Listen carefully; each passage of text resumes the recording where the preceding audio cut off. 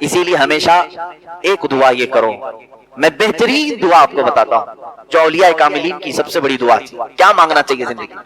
اور جو ہم سے دنیا کی کھیتی طلب کرتا ہے ہم اسے بھی دیتے ہیں لیکن آخرت میں اس کا کوئی حصہ نہیں رکھتے. کیا طلب کرنا چاہیے؟ اللہ عز و جل فرماتا ہے جس نے ہم سے آخرت مانگی ہم اس کی دنیا بھی دیں گے اور آخرت بھی دیں گے. اور جو صرف ہم سے دنیا طلب کیا تو اسے دنیا تو دی جائے گی لیکن آخرت میں اس کا کوئی حصہ نہیں ہوگا. ہم عموماً دیکھتے ہیں مانگنے میں ہم سب سے زیادہ کیا چیزیں مانگتے ہیں؟ تقریباً سب دنیا ہی ہم مانگتے ہیں. جو چیزیں ہم مانگتے ہیں کبھی حساب کر کے دیکھیں, دنیاوی چیزیں ہم مانگتے ہیں. اور قرآن کی صاف بات ہے جو بھی دنیا مانگ رہا ہے اللہ تعالیٰ فرما رہا ہے میں اسے دوں گا لیکن آخرت میں اس کا حصہ نہیں رکھا جائے.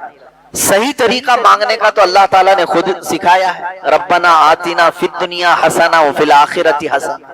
اے ہمارے رب دنیا میں بھی ہمیں اچھائیاں عطا کر اور آخرت میں بھی اچھائیاں عطا کر.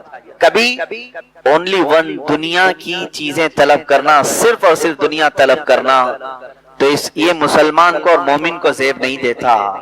مثال کے طور پر ہم اپنے کاروبار کی بھلائیاں چاہتے ہیں, کون نہیں چاہتا؟ دعا کریں کہ دکان اچھی چل جائے, دنیا ہی تو مانگا. آپ کہتے ہیں میرا گھر اچھا بن جائے, دنیا ہی تو مانگا. آپ یہ کہتے ہیں میرے پیسوں میں برکت ہو جائے, دعا کریں, دنیا ہی تو مانگا. اولاد نہیں ہے, اولاد کی دعا کر دیں, اولاد دنیا ہے. اچھی بیوی مل جائے, دنیا ہے. جائیداد مل جائے, دنیا ہے. یہ ساری چیزیں دنیا ہیں میرے عزیزوں. میں یہ نہیں کہتا کہ صرف دنیا مانگنا ناجائز ہے, بلکہ مانگ سکتے ہیں آپ. خود میرے آقا صلی اللہ علیہ وسلم نے فرمایا خیر متاع الدنیا المرأة الصالحہ. دنیا کا سب سے بہترین سامان اگر کچھ ہے دنیا میں سے تو وہ نیک بیوی ہے. تم مانگ سکتے ہو دنیا میں, لیکن صرف دنیا کے اوپر ڈیپینڈ رہ جانا اور آخرت کبھی نہ طلب کرنا یہ احمق آدمی کی علامت ہے, بے وقوف ہے. وہ 4 دن کے لیے تو مانگ لیا اور لاکھوں کے سال کے لیے کچھ نہیں مانگا. جہاں اسے اتنی لمبے عرصے کی زندگی گزارنا ہے کہ جس کا اینڈ کوئی ہے ہی نہیں, آخرت. وہاں تو سورج بھی ختم ہو گیا, چاند بھی ختم ہو گیا. دن یہاں جو گنتے ہیں سورج کی وجہ سے گنتے ہیں, سورج ہی ختم ہو گئے, چاند ہی ختم ہو گئے, نہ دن ہو رہی ہے نہ رات. وہاں تو دنوں کا حساب بھی نہیں ہوگا کتنے سال تک تمہیں رہنا ہے, اس کے لیے کبھی اتنا نہیں مانگا. یہ مختصر سی زندگی کے لیے مانگا جو آج ہے پتہ نہیں کل بھی چلی جا سکتی ہے. ہم نے تو دیکھا ہے کہ صبح بات کی ہے اور شام میں ان کا لاشا قبرستان میں نہیں ملتا ہے, نہیں ہوتے. اچانک موتیں آئی, صبح ناشتہ کر کے نکلے ہوئے ہیں, شام میں ان کا جنازہ ان کے گھر سے نکلا ہوا ہے. کیا یہ حالات نہیں ہے؟ تو اس مختصر سی زندگی کے لیے ہم بہت مانگتے ہیں, دعا بھی کرتے ہیں. مانگو میرے عزیزوں, لیکن انصاف کا تقاضا یہ ہے کہ عقل رکھنے والا بندہ وہاں کی طلب کرتا ہے جہاں اسے زیادہ دن رہنا ہے, لمبا عرصہ. یہاں ایک حدیث میں یہ بھی سنا دوں آپ کو, اللہ کے حبیب صلی اللہ تعالی علیہ وسلم نے فرمایا, اس سے قبل بھی شاید میں نے بتایا ہوگا, 2 راستے ہیں. دوزخ کا راستہ بہت خوبصورت ہے, دوزخ کا راستہ بہت خوبصورت ہے, اور جنت کا راستہ کانٹوں بھرا ہوا ہے, تکلیف دہ ہے. دونوں کی یہ منزل یعنی راستے میں بتا رہا ہوں. دوزخ اس کا راستہ بہت خوبصورت دکھتا ہے لیکن منزل بہت خراب ہے, اور جنت کا راستہ کانٹوں بھرا ہے لیکن منزل بہت حسین ہے. مرضی تمہاری. صرف اگر تمہیں راستہ ہی چاہیے تو دوزخ کے راستے پر چلتے ہوئے جاؤ گے, آج یا کل کٹ جائے گا راستہ, اور جب منزل پہنچو گے پھر آگ کے شعلے تمہارا استقبال کر رہے ہیں, اور وہ کتنے سال تک وہ بھی نہیں معلوم. ہاں جنت کا راستہ کانٹوں بھرا تو ہے, تکلیفیں تو ہیں, نمازوں کی پابندیاں ہیں, حلال کھانا ہے, اور تمہیں شریعت اسلامیہ کے دائرے میں رہ کر کے عمل کرنا ہے. یہ سخت تو لگتا ہے, کٹھن تو ہے, لیکن جیسے ہی منزل آئے گی ساری تھکان اتر جائے گی, ساری پریشانیاں ختم ہو جائیں گی. جب جنت منزل مل جائے اب آپ کے اوپر فیصلہ ہے, صرف راستہ تمہیں آرام کا چاہیے یا منزل اچھی چاہیے, یہ دیکھ کر کے چلو. اب اس کی مثال ایسی ہے کہ آپ کو میں دنیاوی طریقے سے ایک مثال بتاؤں. 1 کلومیٹر کا ایک راستہ ہے, 2 راستے یہاں پر بنے ہوئے ہیں, 1 کلومیٹر کے 2 روڈ ہیں. ایک روڈ کنکریوں سے بھرا ہوا ہے, لیکن جہاں یہ روڈ اینڈ ہوتا ہے, ختم ہوتا ہے, ایک بہت ہی حسین باغیچہ ہے جس میں پھل ہیں, ندی ہے, بہت ٹھنڈی ہوائیں ہیں, لیکن راستہ پورا کنکریوں سے بھرا ہوا ہے, 1 کلومیٹر چلنا ہے. ایک دوسرا راستہ ہے, بہت ہی اچھا راستہ ہے, कोई कंकरी नहीं, कोई कांटे नहीं, अच्छा लग रहा है। लेकिन जहां ये खत्म होता है मंजिल बहुत भयानक है। वहां सड़ी हुई बदबूएं आ रही हैं, कांटे बिखरे हुए हैं और लाशें हैं, बदबू भरी हुई है। मुझे बताओ अकल रखने वाला कौन सा रास्ता इख्तियार करे? वो कंकरियों भरा रास्ता चुनने वाला अकलमंद है, इसलिए कि चलना ही तो है 1 किलोमीटर, उसके बाद तो हसीन बागीचा मेरा इस्तकबाल कर रहा है। और बेवकूफ वो बंदा है जो सिर्फ रास्ते को देखा कि हसीन लग रहा है, आराम का लग रहा है, चल पड़ा, लेकिन मंजिल बहुत ही भयानक पा लिया। सेम यही मिसाल जन्नत और दोज़ख की है। वही अल्लाह ताला फरमाता है कुरान पाक में, जिसने सिर्फ हमसे दुनिया मांगी हम उसको दुनिया दे देंगे। कुफार और मुशरिकीन को अल्लाह दुनिया देता है, तुम्हें भी देगा, लेकिन आखिरत में तुम्हारा हिस्सा नहीं रखा जाएगा। और जिसने हमसे आखिरत मांगी अल्लाह फरमाता है उसे दुनिया में बरतने को भी दिया जाएगा और आखिरत में भी दिया जाएगा। तो फायदे में यही रहेंगे। इसीलिए हमेशा एक दुआ ये करो, मैं बेहतरीन दुआ आपको बताता हूँ जो औलिया कामिलीन की सबसे बड़ी दुआ थी। क्या मांगना चाहिए जिंदगी में, क्या मांगना चाहिए? यानी मांगने के लिए हमारे पास बहुत सारी चीजें हैं। क्या मांगे? हम अपने लिए गाड़ियां मांगे, घोड़े मांगे, औलाद मांगे, बीवियां मांगे, बच्चे मांगे, प्रॉपर्टी, जायदाद, बादशाह का तख्त, क्या चीज मांगना चाहिए? औलिया कामिलीन जो चीज मांगते थे वो सबसे बड़ी दुआ ये है, वो यूं कहते थे कि ए अल्लाह तू मेरा हो जा, बस तुझसे तुझी को मांग कर मांग ली सारी कायनात। अल्लाह रब्बुल इज्जत जिसका हो जाए फिर बचा क्या? तो दुआ हमेशा ये करो कि ए अल्लाह तू मेरा हो जा, यानी तू मुझसे राजी हो जा।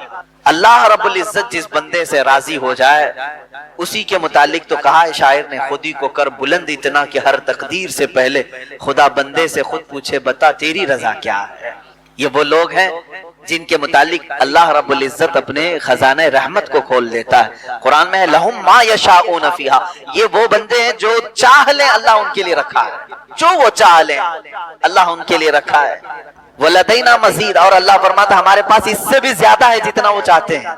लेकिन ये औलिया कामिलीन पूरी जिंदगी इस तरह की गुजारते रह गए कि दुनिया में से सिर्फ उतनी चीजें ली जितना जिंदगी गुजारने के लिए काफी थी, बाकी सब वो मांगते रहे अल्लाह ही को, मांगते रहे अल्लाह ही को। एक बहुत ही मुकद्दस जमाअत कयामत के दिन जन्नत में जाने वालों की 2-3 कैटेगरीज होंगी। जन्नत में जाने वालों की 3 जमातें बख्शे जा चुके हैं, हिसाब किताब हो चुका है, जन्नत का फरमान आ चुका है। एक जमात ऐसी होगी अल्लाह ताला उनसे फरमाता है ए मेरे बंदो तुम पर जन्नत हो गई, तुम्हें जन्नत में भेजा जा रहा है, तुम इबादतों में पूरे कंप्लीट थे, बताओ क्यों इबादत करते थे, जन्नत तक कैसे पहुंच गए? वो कहते हैं ए अल्लाह हमें जन्नत की नियामतें जब से हमने सुना था बड़ा लगाव था कि उस जन्नत में जाए। ये भी मोमिन की शान है, जन्नत में जाने की ख्वाहिश रखना चाहिए। जन्नत तेरी बड़ी हसीन और जमील है, हमने कुरान में पढ़ा, हदीस में पढ़ा, इसलिए उसमें दाखिल होने के लिए खूब जुस्तजू करते थे, कोई नमाज ना छूटने पाए, हर गुनाह से बचते रहे। अल्लाह ताला फरमाता है ठीक है तुमने अच्छा किया और तुम्हारे लिए जन्नत हो गई। जिसकी तलब में पूरी जिंदगी मेहनत करते थे वो चीज तुम्हें मिल गई। एक जमात गई जन्नत में। दूसरी जमात है, उनसे पूछा रब ताला ने तुम क्यों इबादत करते थे? वो कहते मौला तेरी दोज़ख से डर बहुत लगता था, हमने जब कुरान में पढ़ा या हदीस से सुना कि दोज़ख के अज़ाबात इतने सख्त तरीन हैं कि उसको बंदा नहीं संभाल सकता, तो हमें डर बहुत लगता था। उस डर की वजह से हम इबादतों की पाबंदी करते थे और कोई गुनाह होने नहीं देते थे, नेकियां करते रहे। अल्लाह ताला फरमाता है जाओ मेरे बंदे, जहन्नम के खौफ से तो तुम इबादत गुजार तो रहे, तुम्हारे लिए भी जन्नत है। तीसरी एक जमात थी मुखलिसीन की जमात, इनसे रब ताला फरमाता है तुम क्यों इबादत करते थे? तुम्हारे लिए भी जन्नत का परवाना आज सुना दिया गया, तुम क्यों इबादत करते? वो कहते हैं ए मौला हमें न जन्नत की ख्वाहिश थी और न हमें दोज़ख के मुतालिक कोई फिक्र थी, हम तो सिर्फ इसलिए इबादत करते थे कि तू हमसे राजी हो जा, हम तुझको चाहते थे, तेरा फरमान था और हम उस पर अमल करते थे। बस हम जन्नत की तलब में या दोज़ख के खौफ से नहीं, ऐ अल्लाह हम खालिस तेरे लिए करते थे।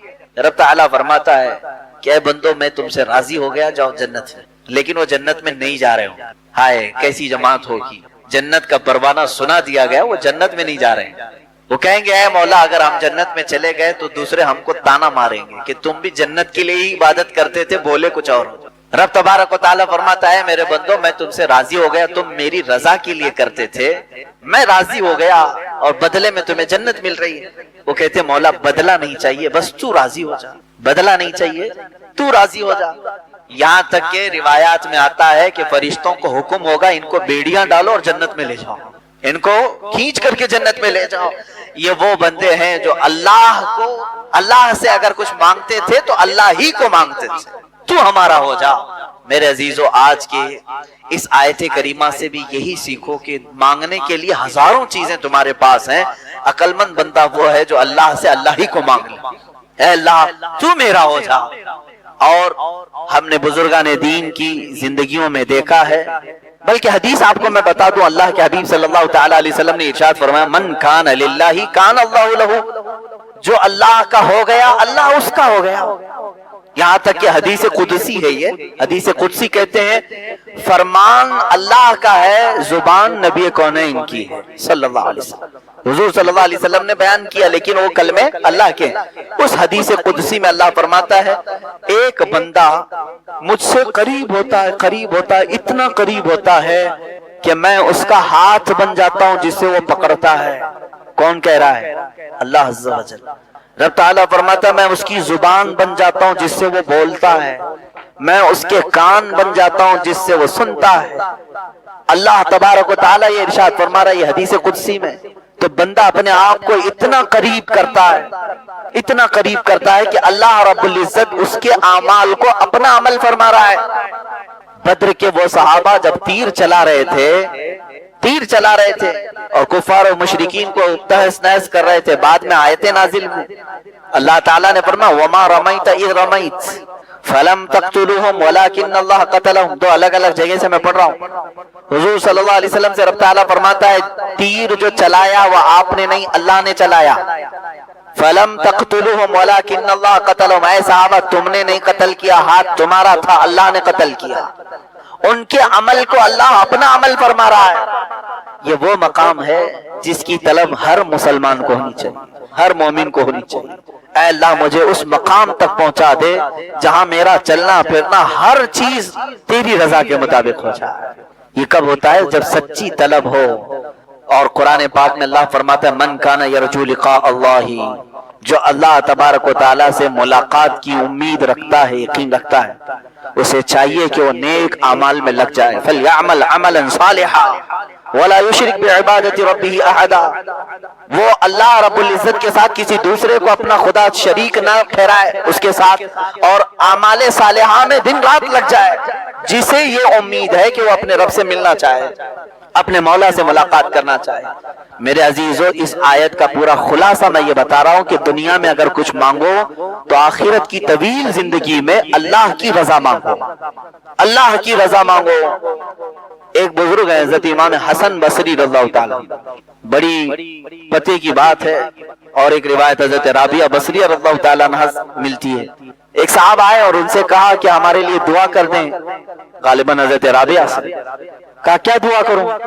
انہوں نے کہا کہ دعا کر دیں اللہ مجھ سے راضی ہو جائے. ابھی میں نے کہا نا دعا تو یہی کرنا چاہیے, اللہ مجھ سے راضی ہو جائے.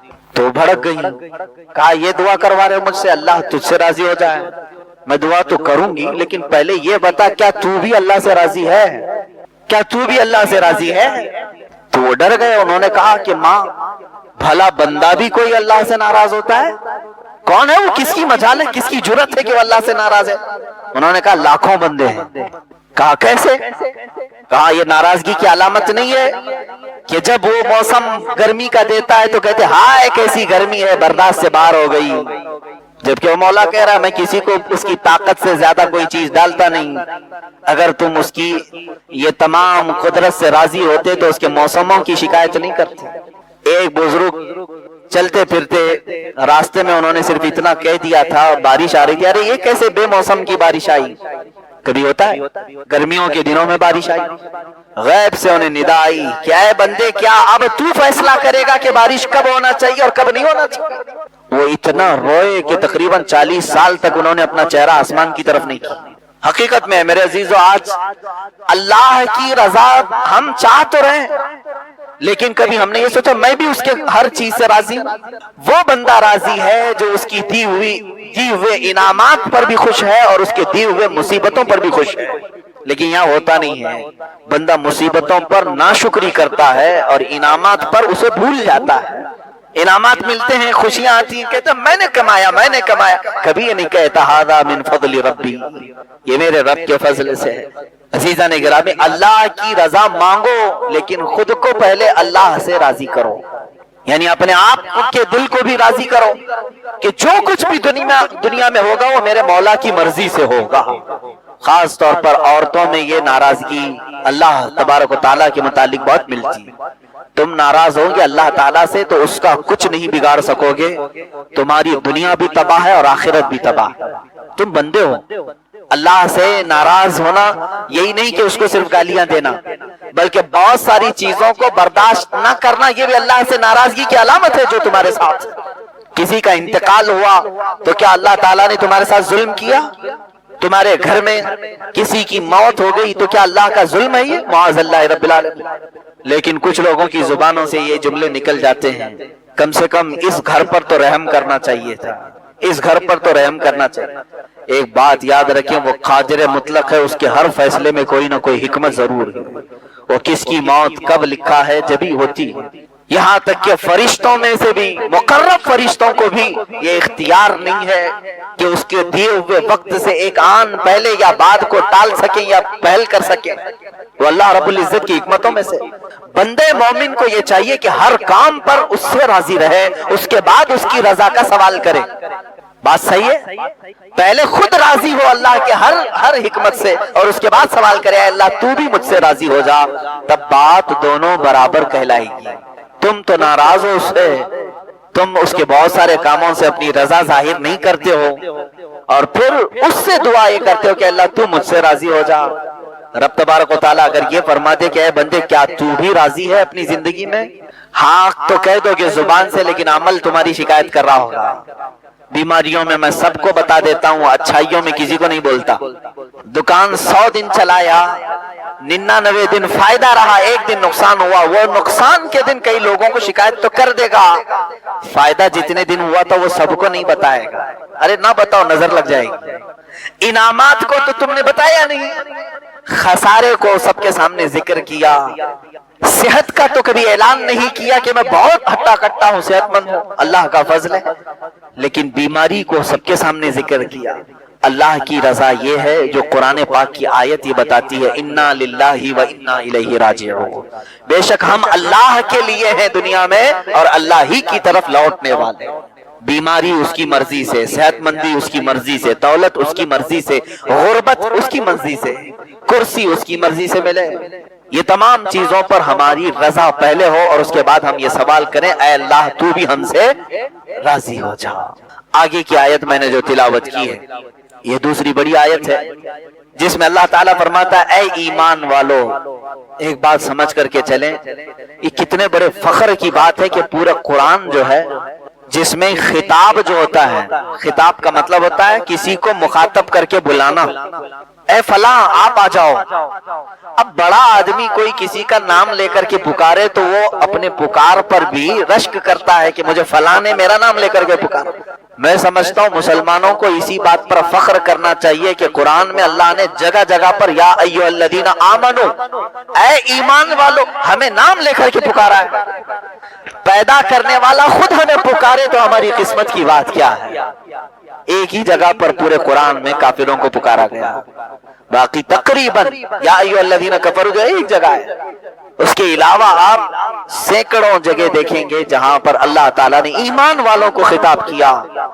ظاہر سی بات ہے جس کو اپنی باتیں بتانی ہوتی ہیں اسی کو خطاب بھی کیا جاتا ہے. اب رب تعالیٰ آگے فرماتا ہے کونوا قوامین بالقسط. یہ ہمارا موضوع بھی رہا تھا پچھلے ہفتے. انصاف پر خوب قائم ہو جاؤ اللہ کے لیے، انصاف پر خوب قائم ہو جاؤ اللہ کے لیے. میرے عزیزو یہ بہت کٹھن مسئلہ ہے. انصاف جو ہے ایک ایسے بال کا نام ہے جس پر سارے چل نہیں سکتے. تلوار سے زیادہ تیز دھار، بال سے زیادہ باریک راستے کا نام ہے انصاف، عدالت. یہاں پر اپنے اور غیر کے ساتھ برابری کا معاملہ کرنا بہت نازک ہوتا ہے. مالدار اور فقیر کے ساتھ صحیح انصاف کرنا بہت ہی نازک معاملہ ہوتا ہے. اچھے بہک جاتے ہیں، اچھے اس میں دھوکہ کھا جاتے ہیں. رب تعالیٰ کا حکم یہ ہے مومن وہ ہے جو انصاف پر خوب قائم رہے گا.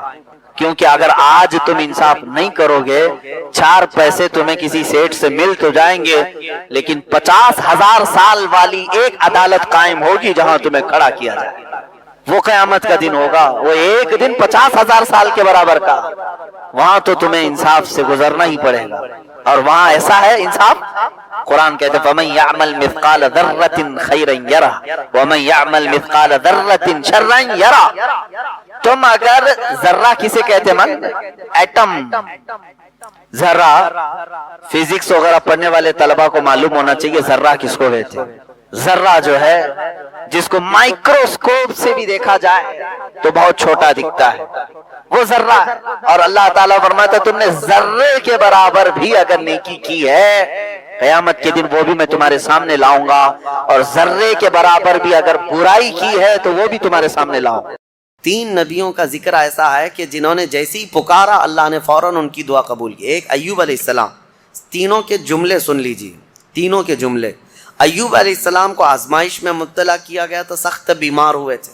انشاءاللہ وہ 23ویں پارے میں ان کا تفصیلی ذکر آئے گا. بہت سخت آزمائش میں مبتلا تھے، جسم پورا بیمار. اس وقت انہوں نے جب ان کی زبان کٹ گئی تھی تو یہ جملہ کہا تھا وَأَيُّوبَ إِذْ نَادَىٰ رَبَّهُ أَنِّي مَسَّنِيَ الضُّرُّ وَأَنْتَ أَرْحَمُ الرَّاحِمِينَ وَأَنْتَ أَرْحَمُ الرَّاحِمِينَ. اے مولا تکلیف تو مجھے پہنچی ہے لیکن تو ارحم الراحمین ہے، تو سب سے زیادہ رحم کرنے والا. اس کے فوراً بعد اللہ فرماتا ہے فَاسْتَجَبْنَا لَهُ فَكَشَفْنَا مَا بِهِ مِن ضُرٍّ. ہم نے ایوب کی دعا سن لی اور جو انہیں تکلیف تھی فوراً اس کو ہم نے دور کر دیا. یہ ایوب علیہ السلام کی سن لی. ادھر یونس علیہ السلام کی سن لی. یونس علیہ السلام کا جملہ کیا تھا؟ لا الہ الا انت سبحانک انی کنت من الظالمین. اس کو اسم اعظم بھی کہا گیا ہے. بہت تیز دعائیں قبول ہوتی. تیسرے نبی کا ذکر ہے حضرت زکریا علیہ السلام. اولاد نہیں تھی، بڑھاپا آ گیا تھا، تب انہوں نے یہ کہا تھا ربی لا تذرنی فردا وانت خیر الوارثین. اے میرے رب مجھے تنہا مت چھوڑ، مجھے اکیلا مت رکھ، تو بہترین، تو خیر الوارثین ہے، بہتر وارث دینے والا ہے.